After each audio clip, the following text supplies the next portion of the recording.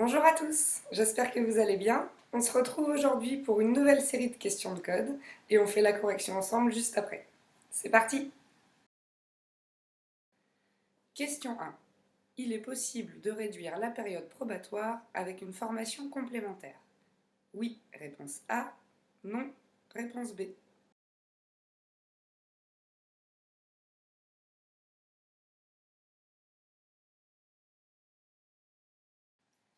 Question 2. Je constate une fuite d'huile moteur.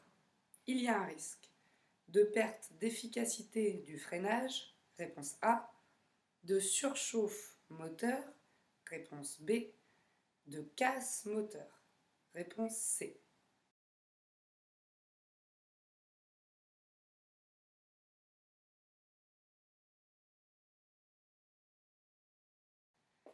Question 3. Cet usager doit avoir au moins un gilet jaune de sécurité. Oui, réponse A. Non, réponse B. Deux triangles de présignalisation. Oui, réponse C. Non, réponse D.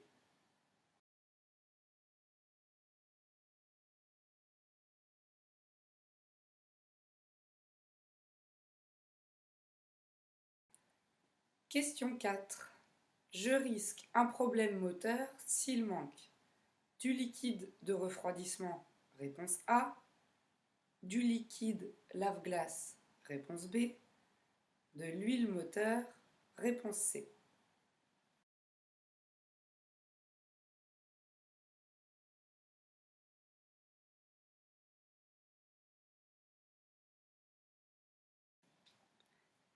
Question 5.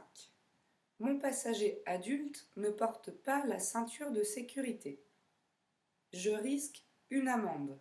Réponse A. Mon passager risque une amende. Réponse B. Je risque un retrait de points. Réponse C. Mon passager risque un retrait de points. Réponse D.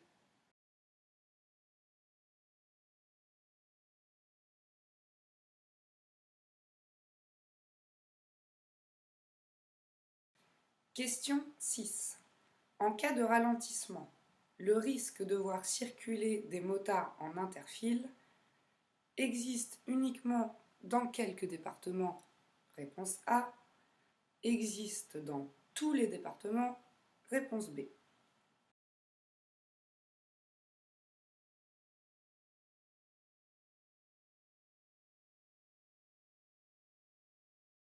Question 7.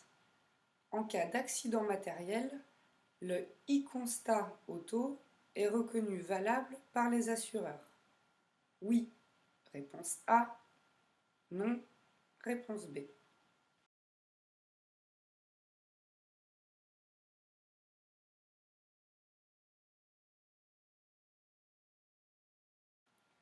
Question 8.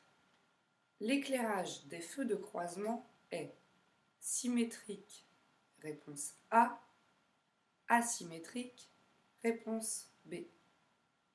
Ces feux éclairent à une distance minimale de 30 mètres, réponse C, 50 mètres, réponse D.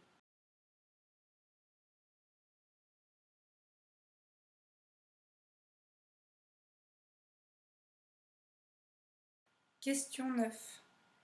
Il est possible d'effectuer une partie de sa formation pratique sur un simulateur.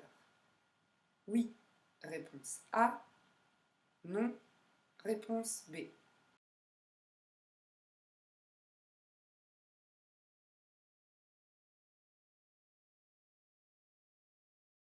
Question 10. Ne pas s'arrêter à un contrôle, c'est commettre un délit de fuite. Oui, réponse A. Non, réponse B. Le conducteur risque la prison. Oui, réponse C. Non, réponse D.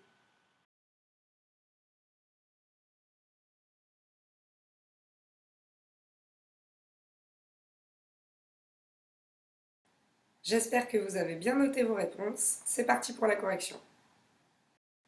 Cette formation complémentaire, qu'on appelle aussi stage post-permis, dure 7 heures. Vous pouvez la faire entre 6 mois et 1 an après avoir passé votre permis. En suivant ce stage et à condition de ne commettre aucune infraction entraînant la perte de points, vous pouvez réduire votre période probatoire.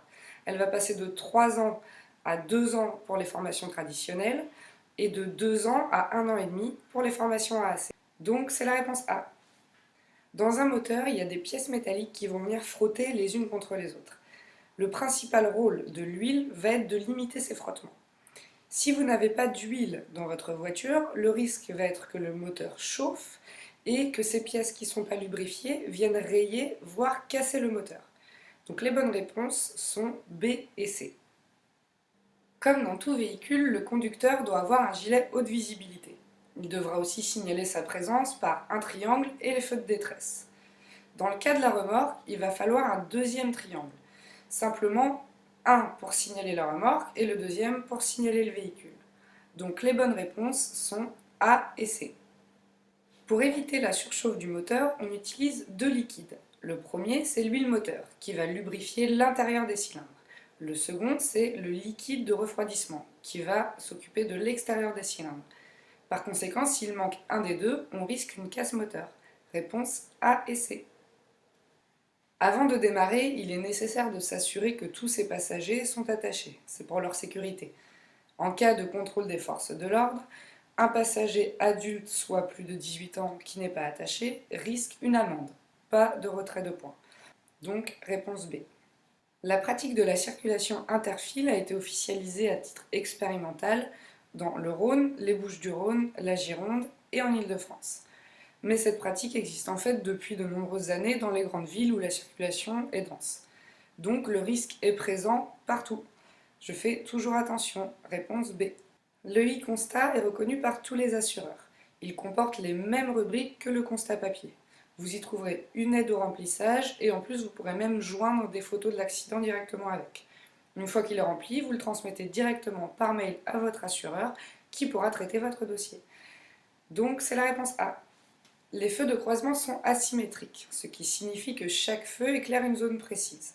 Pour éviter d'éblouir les véhicules qui arrivent d'en face, le faisceau lumineux gauche est plus court.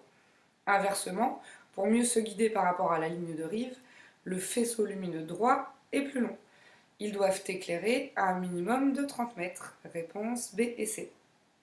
Le simulateur est très adapté pour apprendre les bases de la conduite. Par exemple, démarrer, passer les vitesses, s'installer. Il va aussi permettre de rencontrer des situations que vous n'allez pas forcément avoir pendant les heures de conduite. Par exemple, la pluie, travailler le dépassement ou des situations de conduite de nuit, par exemple. Réponse A. Ne pas s'arrêter lors d'un contrôle de police, on appelle ça un refus d'obtempérer. Le délit de fuite, ça va être de partir alors qu'on est impliqué dans un accident. Dans les deux cas, le conducteur va être lourdement sanctionné, il va perdre 6 points sur son permis de conduire et risquer une amende et une peine de prison. Réponse B et C. J'espère que vous avez bien réussi cette série. N'hésitez pas si vous avez des questions à nous les laisser en commentaire.